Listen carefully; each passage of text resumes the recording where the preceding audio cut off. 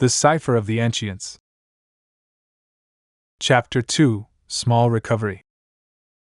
The glow of the piece hit me like a sucker punch, a burst of spectral light in the dimness of my cluttered office. It lay there on the mahogany, an innocuous shard among scattered papers and artifacts, yet it hummed with secrets. I leaned in closer, squinting. The air was thick with the scent of oil and aged leather, the comforting stink of thinking and toil. Ella whispered, her voice a crackle of static in the silence. Do you see that?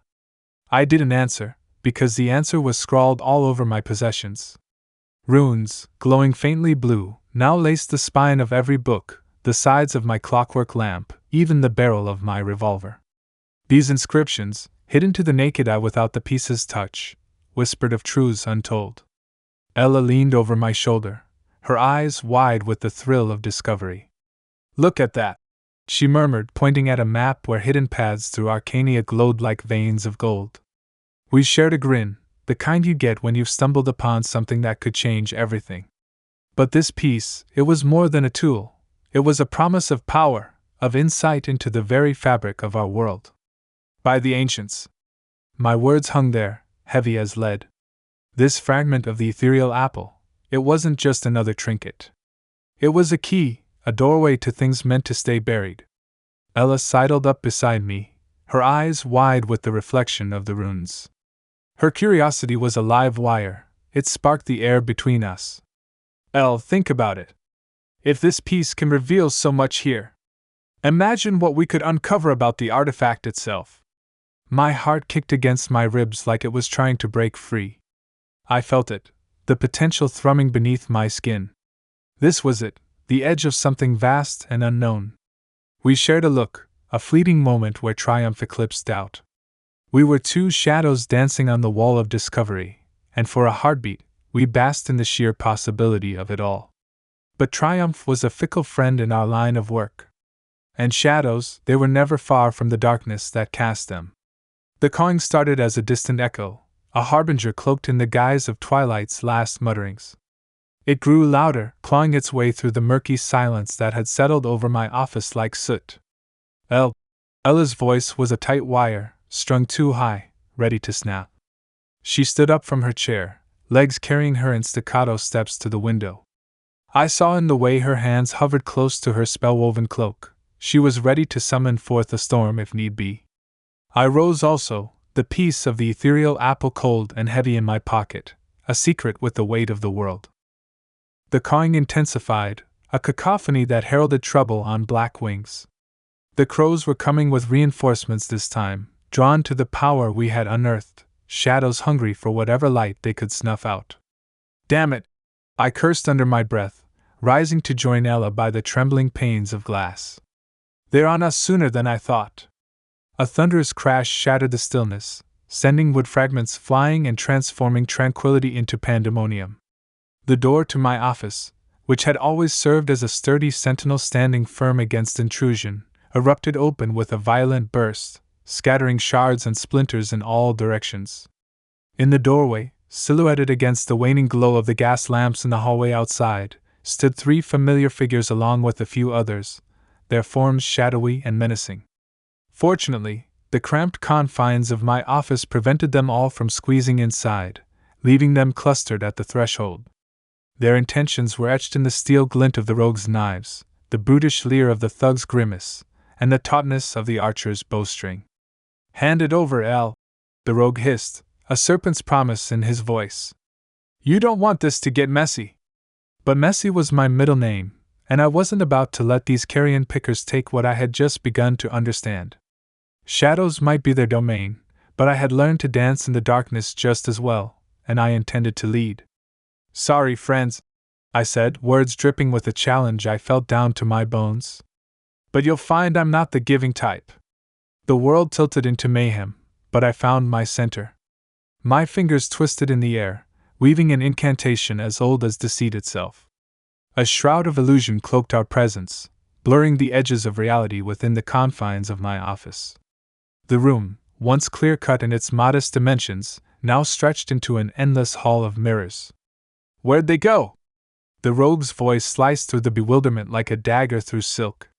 He lunged forward, slashing at phantoms, his blades cleaving only empty air. Ella, her eyes alight with arcane fervor, flung her arms wide. An incantation spilled from her lips, windswept and wild.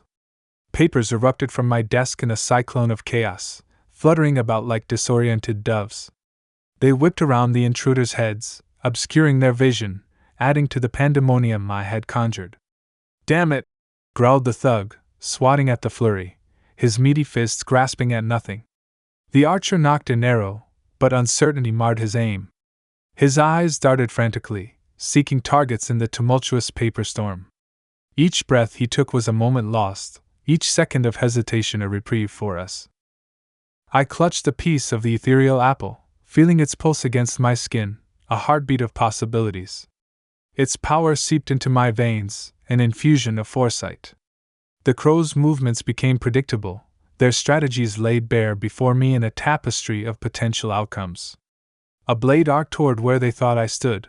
I was already 2 steps ahead, sliding through shadows that clung to me like faithful hounds. The rogue's confusion deepened, his frustration palpable in the tense air. "Over here!" Ella called out, her voice a siren's call from everywhere and nowhere. She moved with the grace of the wind she commanded, leading our assailants on a merry chase through a maze of mirages. The archer released his arrow, aiming for the echo of her voice, but it found only resistance in the oak of my bookshelf, quivering with misplaced purpose. "Keep them guessing," I whispered, more to myself than to Ella. We were artists painting disorder, composers orchestrating a symphony of distraction. The rogue lunged, a phantom in the periphery of my illusion-shrouded world. A gleam of steel was his downfall, telegraphing his intent. I sidestepped, my hand snaking out, and wrenched the dagger from his grip. Metal clattered to the hardwood, a death knell for his confidence. Ella's voice was tense, a thread ready to snap. She stared down the archer, her hands weaving an incantation that pulled at the room's light like taffy. With a snap of her fingers, brilliance erupted. It was a star birthed in the confines of our office, blinding and disorienting. The archer cried out, clawing at his eyes, now useless as the darkness he sought to conquer with his arrows. I pivoted, confronting the thug, a mountain of sinew and malice. He charged, a bull seeing red in every corner of the room. But it wasn't red he met, it was the unyielding wall, introduced by a well-placed tripwire of my own design. His impact with the plaster was a symphony of crumbling stone and stifled groans. "Time to vanish," I muttered, scanning the chaos. We were cornered rats, but even vermin have their exits. With deft fingers, I pocketed the ethereal apple's piece, its power a solemn oath of survival. "Give me your hand!" My command cut through the haze of victory and desperation. Ella nodded, reaching out to grab my right hand as my left spread out inky blackness, enveloping the room to all but my eyes. We dashed to the bookcase, a fixture as familiar as the secrets it guarded.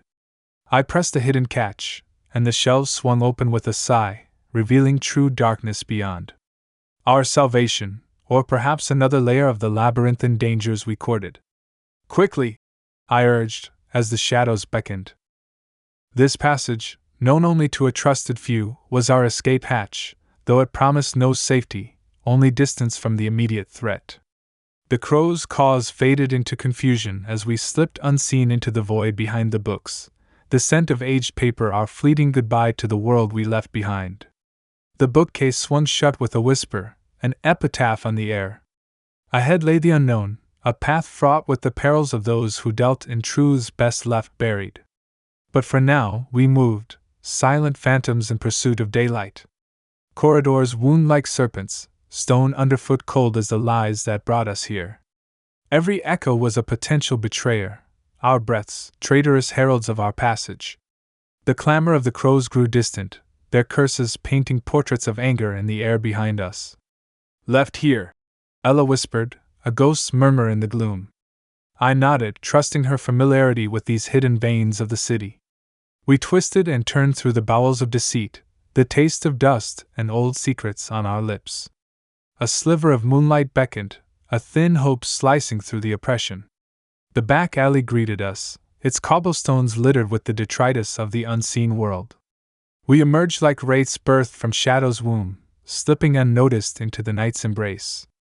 Behind us, the door grated shut, severing us from the labyrinthine depths. We paused, panting, against the rough brick of an indifferent building. The city's pulse thumped against my temples, a rhythm laced with peril.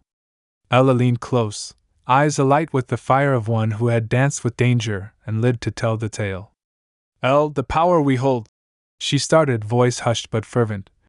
"It's a beacon for those with magic enough to sense it." I nodded, feeling the weight of the ethereal apple's piece in my pocket, an anchor dragging us both into churning waters. "Knowledge is the most perilous treasure," I admitted, tracing the contours of the artifact through the fabric. "With it comes a price, the currency of our safety, spent with each revelation." Ella's gaze met mine, a silent exchange of understanding. "The magpie and his gang won't relent. This is just the overture to a symphony of strife." "Aye, but every note tells us more about the tune we're up against."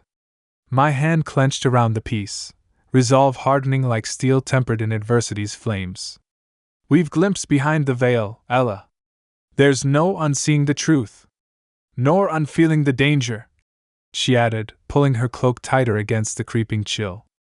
I merely nodded in agreement as we set off, two figures melded by fate's hand, each step a declaration, every heartbeat a promise.